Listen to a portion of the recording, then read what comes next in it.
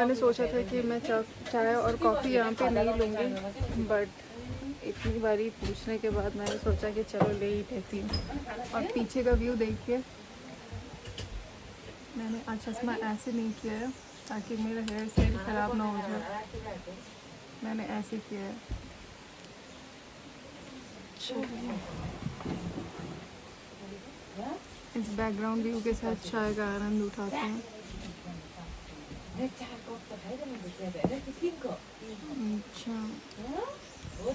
ठीक है, बट घर जैसा नहीं है, कोई बात नहीं।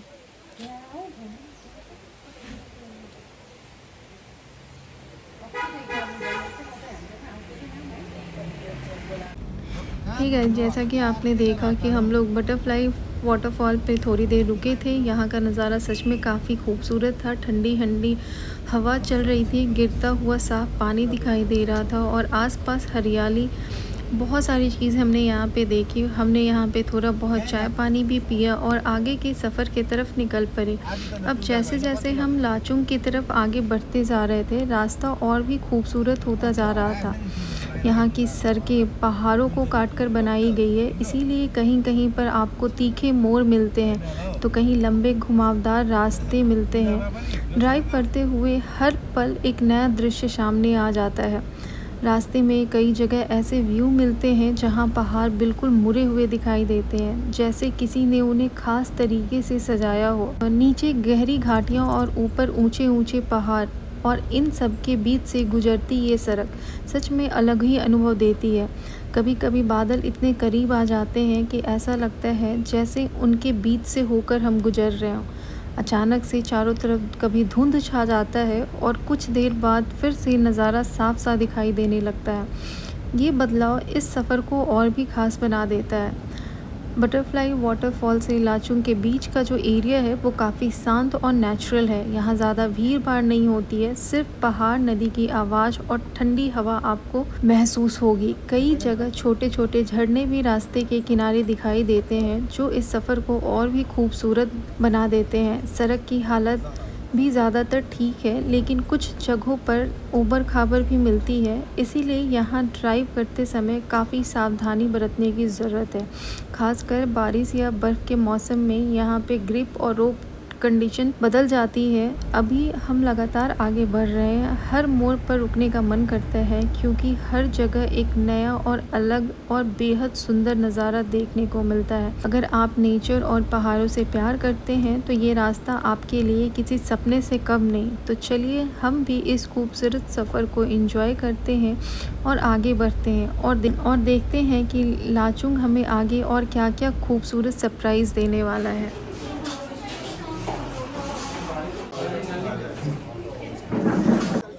ठीक है, इस टाइम हो चुका है अभी 1:30 और 1:30 के अप्रॉक्स में हमने यहाँ पे क्या किया है, लंच। और ये है वो व्यू पॉइंट जहाँ पे हमारी गाड़ी अभी रुकी है, और ये है होटल, और ये है संदीप मेरे हस्बैंड, और ये हूँ मैं इनकी वाइफ। संदीप बोल रहे कि कुछ समझ में नहीं आता तो कुछ भी बोल देती है। तो खैर मैं आपको सारा व्यू दिखा रही हूँ पीछे का, ये देखिए। संदीप बोल रहे हैं कि बैक कैमरे से दिखाओ, ज़्यादा अच्छा व्यू आएगा। तो चलिए संदीप के कहने पे आपको बैक कैमरे से आपको व्यू दिखा रही हूँ। ये है फ्रंट का व्यू जो आप क्लिप में देख रहे हो। ये है होटल जिसके अंदर हमने अभी लंच किया है। ये देखिए पूरा धुंध सा लग रहा है क्योंकि धुंध ही है, पूरा क्लियर नहीं है, धूप नहीं है, कुछ भी नहीं है, जिस कारण से वीडियो में क्लियर नहीं आ रहा है। और यहाँ मैंने एक चीज़ देखी है कि जब भी गाड़ियाँ एक दूसरे को क्रॉस करती है तो ज़्यादा हॉर्न का यूज़ नहीं करते हैं लोग, साइलेंटली। बहुत ऐसा जगह जहाँ पे कम स्पेस होता है वहीं पे गाड़ी वाले हॉर्न देते हैं, अदरवाइज़ साइलेंटली निकलते हैं। तो ये चीज़ें मुझे बहुत अच्छी लगी यहाँ पे। और दूसरी चीज़ है कि मैंने इतना टाइम हो गया है यहाँ पे, अभी तक मैंने लोगों को चिल्लाते हुए नहीं देखा है हमारे बिहार में। ऐ चल आगे चल, पीछे चल, अरे जल्दी हट इस तरह से लोग बोलते हैं। ट्रैफिक हुआ उसके बाद तो सबका चिल्लम चिल्ले स्टार्ट हो जाता है। खैर बहुत सारी चीज़ें मैंने बता दी यहाँ पे जो मुझे अच्छी लगी। बाकी यहाँ का मोमोज़ बहुत अच्छा लग रहा है, बाकी तो कुछ खास नहीं है खाने में। यहाँ पे आप 10 दिन रहो, मोमोज़ खा के जिंदा रह सकते हो तो रह लो। संदीप अपना खुद ही फ़ोटो खींच रहे हैं, मैं इनका फ़ोटो खींच देती हूँ, वीडियो शूट बाद में करूँगी। देखिए जिसकी जो चाय होती है वो उसे मिल ही जाती है, और संदीप की ये चाय है। पता नहीं भूले भटकते ये कहाँ से आ गए, उनके चरणों में गिर गए। हो गया और करने बोल रहा है, और करने बोल रहे हैं। इसको भी अपने साथ लेके चलिए जाए। ऐसे से कर देंगे, छोड़ेंगे नहीं। यार अच्छा सिस्टम है इनका तो। हम लोग मनाली भी गए थे, वहाँ पर भी इनको एक मिल गया था डॉगी, और यहाँ भी मिल गया। बस हो गया, हो गया। अब बैठ गए हैं हम लोग गाड़ी के अंदर, और हम दोनों पतले दुबले हैं इसलिए कंफर्टेबल भी हैं। बाकी तो पीछे वाले लोग को बहुत दिक्कत हो रहा है, तो कोई नहीं, थोड़ा बहुत कष्ट तो करना पड़ेगा। तो गाइस लंच करके जैसे ही हम आगे बढ़े, मुझे तो हर पल कैमरे में रिकॉर्ड करने का मन कर रहा था। मैं मोबाइल ये सोच के रख देती थी बार बार कि अब मैं रिकॉर्ड नहीं करूँगी, क्योंकि मेरा मोबाइल बार बार डिस्चार्ज जा रहा था, और स्टोरेज का भी प्रॉब्लम था क्योंकि मैं ब्लॉग एडिट नहीं कर पा रही थी, और मेरा फिल्मोरा का सब्सक्रिप्शन भी ख़त्म हो गया था।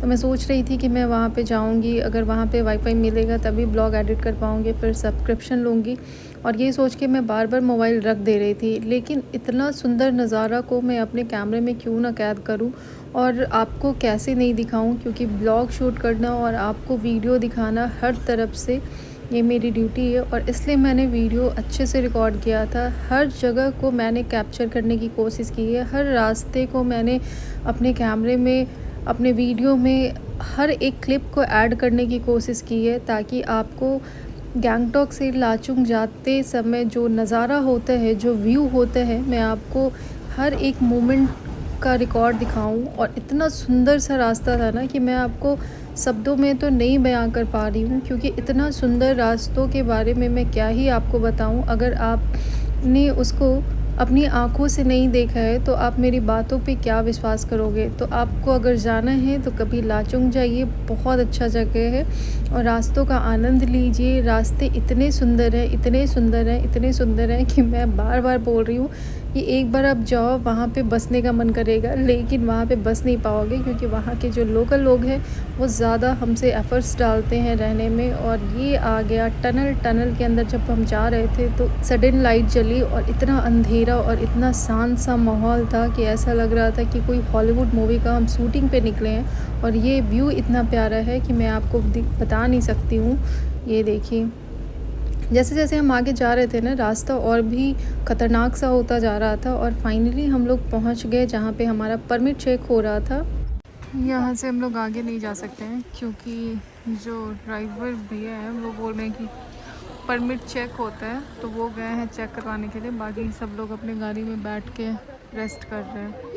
और ये जो लंबी लाइनें देख रहे हो आप गाड़ियों की, ये सारे लोग उसी परमिट चेकिंग का वेटिंग कर रहे हैं। जिसका जैसे जैसे हो रहा है वैसे वैसे वो लोग आगे की तरफ बढ़ रहे हैं।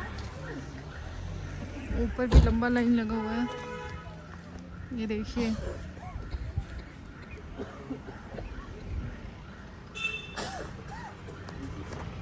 तो गाइस इन्होंने बोला है कि अभी ऊपर जाके फिर से रेस्ट करेंगे। पता नहीं परमिट का परमिशन मिला है या नहीं मिला है।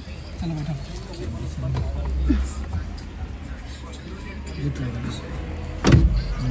जोर से लगा दिए हमको, जितने ज़ोर से आता था लगाने। गाइस जब मैं इन रास्तों पे चल रही थी और जैसे जैसे भैया ड्राइव कर रहे थे, मेरा तो हार्ट बीट तेज़ हो गया था, क्योंकि बहुत ज़्यादा मुझे डर लग रही थी इन रास्तों पे। और जैसे कि आप व्यू में भी देख रहे हो कि डरावना सा व्यू है। जैसे जैसे हम लोग आगे बढ़ रहे थे, रोड भी कुछ खास अच्छा नहीं था, रोड पथरीला वाला था, और नीचे नदी थी, तीस्ता नदी और ये जो आप देख रहे हो ये ओवर ब्रिज है। यहाँ पे एक बार में एक ही गाड़ी इंटर लेती है, लेकिन कुछ महासे जो है एक जाता नहीं है कि दूसरा स्टार्ट हो जाता है। लेकिन हमारे ड्राइवर भैया बहुत अच्छे थे, वो हर रूल रेगुलेशन का पालन कर रहे थे और एक गाड़ी जब आगे की तरफ जाता था, जब चला जाता था, उसके बाद ही वो स्टार्ट करते थे अपना गाड़ी। और इस तरह का व्यू जो आप देख रहे हो ये बहुत ही प्यारा दिखने वाला था। और अब हम आ गए हैं एक और वाटरफॉल के पास। कौन सा वाटरफॉल है, किस तरह का है, चलिए आगे वीडियो में देखते हैं। जैसे ही हम इस वाटरफॉल के पास पहुँचे, हमें कुछ ज़्यादा ही एक्साइटमेंट का अनुभव फील हुआ, क्योंकि यहाँ पे सारे लोग बहुत मज़े में झूम रहे थे, गा रहे थे और बहुत अच्छे से डांस कर रहे थे, हर एक मोमेंट को एंजॉय कर रहे थे।